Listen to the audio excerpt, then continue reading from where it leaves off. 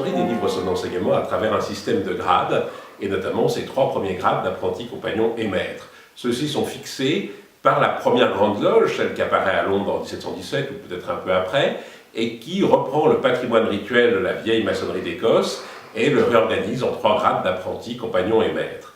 Mais très vite apparaissent d'autres grades dans le sillage de cette première grande loge qui mettent sous une forme maçonnique des thématiques ésotériques ou symboliques, et c'est ce qu'on appelle les hauts grades, au nom très poétique, maître parfait, chevalier d'Orient, rose-croix. Et ces hauts grades vont se multiplier, notamment en France, où ils vont, à partir des années 1740-1750, faire partie de la pratique maçonnique et même prendre une place presque prépondérante dans la pratique maçonnique. La concurrence, les controverses et même les querelles entre systèmes de haut grade vont être d'ailleurs un des principaux problèmes de la première Grande Loge de France dans les années 1760, et elles vont prendre une telle ampleur que celle-ci va être obligée d'arrêter ses travaux et va se mettre en sommeil en 1766. Aussi, quand le Grand Orient se forme à la suite de la première Grande Loge en 1773, la question des hauts grades est bien sûr une question importante, une question essentielle qu'il va avoir à résoudre. Il est tellement conscient d'ailleurs que c'est une question importante que dans un premier temps il va dire on ne s'en occupe pas. On fixe déjà les 3 premiers grades, on s'occupe de ça, et puis ensuite on verra pour les hauts grades. Et c'est quelques années après, à partir de 1780, qu'il recommence à réfléchir aux hauts grades, selon différentes modalités, et c'est en 1782 que commence le premier acte de notre affaire, la création de la Chambre des grades, en janvier 1782. Alors cette Chambre des grades, comme son nom l'indique, elle a pour mission de fixer la doctrine du Grand Orient sur les hauts grades, c'est-à-dire de fixer un système de hauts grades que puissent utiliser les loges qui se mettent sous l'obédience du Grand Orient. Et cette Chambre des grades va faire un travail très intéressant. C'est d'ailleurs un des rares témoignages de l'opinion qu'on ait de l'opinion des frères du XVIIIe siècle sur les hauts grades, puisqu'ils vont prendre des rituels de hauts grades, les étudier, et les comptes rendus de la Chambre des grades nous donnent un peu leur opinion sur ces différents hauts grades. Ce qui est passionnant aussi dans ces procès-verbaux de la Chambre des grades des années 1780, c'est que les dignitaires du Grand Orient sont très conscients finalement des 2 approches qu'ils peuvent mettre en œuvre pour fixer ce système de hauts grades. La première approche, c'est, nous disent-ils, de déterminer un objectif au grade, et ensuite de constituer des grades qui délivrent progressivement un enseignement qui amène le récipiendaire à cet objectif.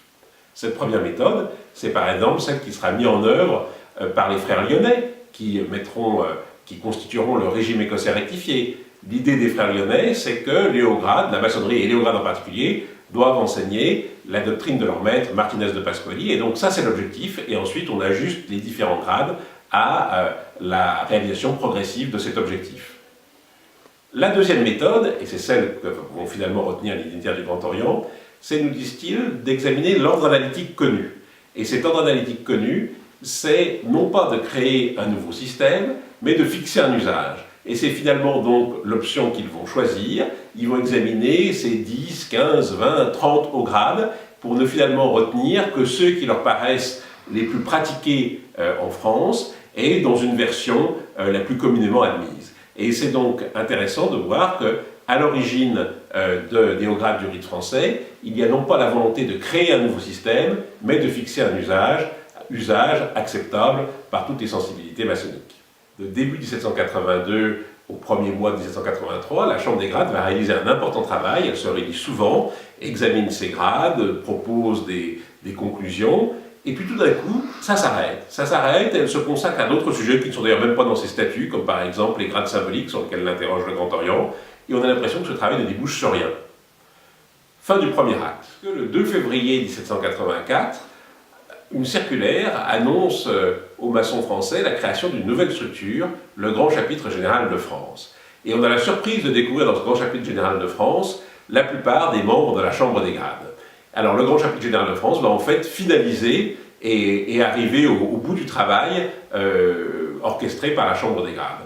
Et le Grand Chapitre nous explique dans cette circulaire que son but c'est de réunir les chapitres de loges du Grand Orient de France et de leur proposer un système, et il nous explique ce système. C'est un système en 4 ordres plus 1. Il y a donc 4 grades qui résument en quelque sorte des familles de grades. Le premier ordre qui résume le grade d'élu dans un grade intitulé l'élu secret. Le deuxième ordre dit grand élu ou grand écossais, qui résume les grades d'écossais. Le troisième ordre, le Chevalier d'Orient, qui était d'ailleurs un grade très, très pratiqué au XVIIIe siècle, et puis l'aboutissement de la pratique maçonnique de haut grade, tel que nous le propose le Grand Chapitre, c'est un quatrième ordre, le Rose-Croix. Alors, au-delà de ces quatre ordres, il y a un cinquième ordre qui se voit assigner une double fonction, à la fois une fonction de gestion du Grand Chapitre et une fonction d'académie du rite, c'est-à-dire de collecter les archives, les informations et de travailler sur les hauts grades. Donc voilà, le Grand Chapitre général de France, en 1784, fait aboutir et prolonge les réflexions faites par ces frères que nous suivons depuis quelques années au sein de la Chambre des Grades. Et le Grand Chapitre est vraiment un aboutissement du travail de la Chambre des Grades et fixe ce système en 4 ordres plus 1.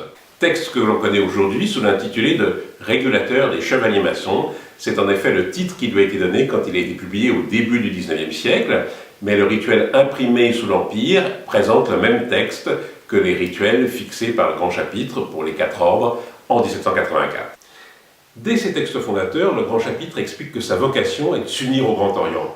Et donc c'était une petite ruse que cette constitution du Grand Chapitre, puisque la Chambre des Grades n'avait pas pu, pour des raisons que nous ignorons, faire aboutir son travail. Le Grand Chapitre était un outil, et sa vocation n'était pas de rester indépendant, mais de se fusionner dans le Grand Orient pour lui apporter le système de grades élaboré par ses frères que nous suivons depuis 1782. Le problème, c'est que la fusion du Grand Chapitre dans le Grand Orient va être plus compliquée que de l'imaginaient les créateurs et les promoteurs du Grand Chapitre général de France. En effet, c'est toujours ces controverses, cette concurrence entre systèmes des hauts grades, et un certain nombre d'autres frères du Grand Orient vont considérer qu'il n'y a pas de raison que le Grand Orient privilégie le système du Grand Chapitre général par rapport à leur système à eux.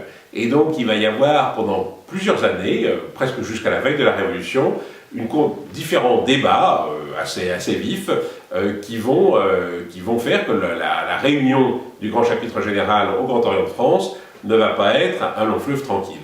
Et donc le système mis au point par le Grand Chapitre général de France et apporté au Grand Orient, il n'aura pas vraiment le temps de s'implanter avant la Révolution. Aussi, son âge d'or, ça va être après le réveil qui a lieu sous le Directoire, le Consulat et surtout sous l'Empire, et l'âge d'or des hauts grades du rite français, c'est le Premier Empire. Âge d'or des 4 ordres du rite français sous le Premier Empire, mais le rite français, les hauts grades du rite français vont voir, là encore, d'autres concurrents se mettre sur leur chemin. Alors, des concurrents qui ne sont pas vraiment nouveaux finalement, qui sont la continuation des oppositions qu'il avait connues au XVIIIe siècle. Et par exemple, à partir de 1804, la Merloge écossaise va se muer en suprême conseil du rite écossais, et donc les hauts grades du rite français vont être en quelque sorte contestés par le suprême conseil du rite écossais, qui présente un avantage pour un certain nombre de frères, c'est qu'il avait retenu une plus grande quantité de grades, et donc certaines loges qui étaient attachées à tel ou tel grade pouvaient continuer à pratiquer ces grades, ce qui n'était pas le cas dans les 4 ordres du rite français. Et donc c'est à ce moment-là que Retier de Montalot, qui est vraiment l'artisan de cette fixation en 4 ordres plus 1, va redessiner un projet pour le 5e ordre. Le projet de 5e ordre de Retier de Montalot, il vise à remplir un certain nombre d'objectifs.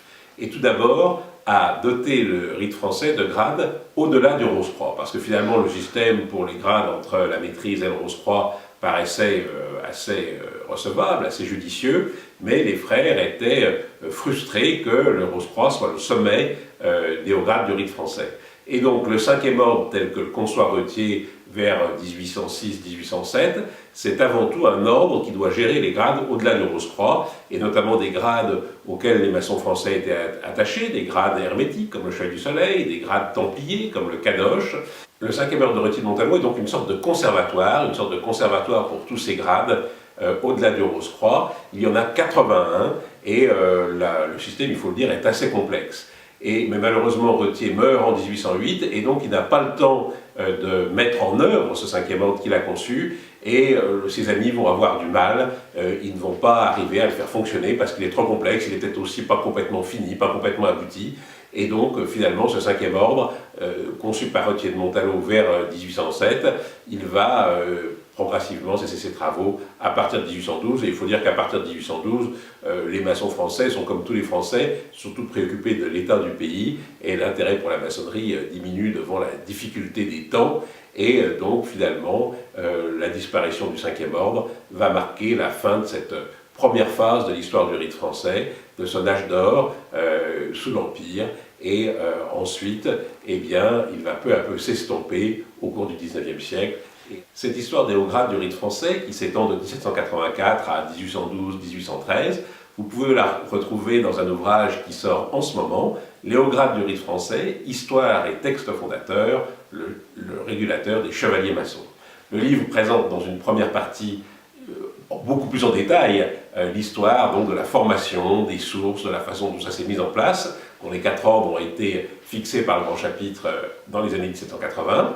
Ensuite, le livre présente un facsimilé de la très rare édition originale du régulateur des chevaliers maçons, non seulement du cahier du très sage du président, mais aussi des cahiers de l'orateur avec les discours des grades, et le cahier de l'architecte qui précise la disposition du chapitre, donc facsimilé d'un texte aujourd'hui très rare. Et puis enfin, c'est une dizaine d'annexes qui présentent la vie du grand chapitre, les sources des différents ordres, les travaux du grand chapitre, la personnalité de Retier de Montalot. Voilà, 428 pages pour mieux connaître les origines et la première vie des hauts grades du rite français chez Derville.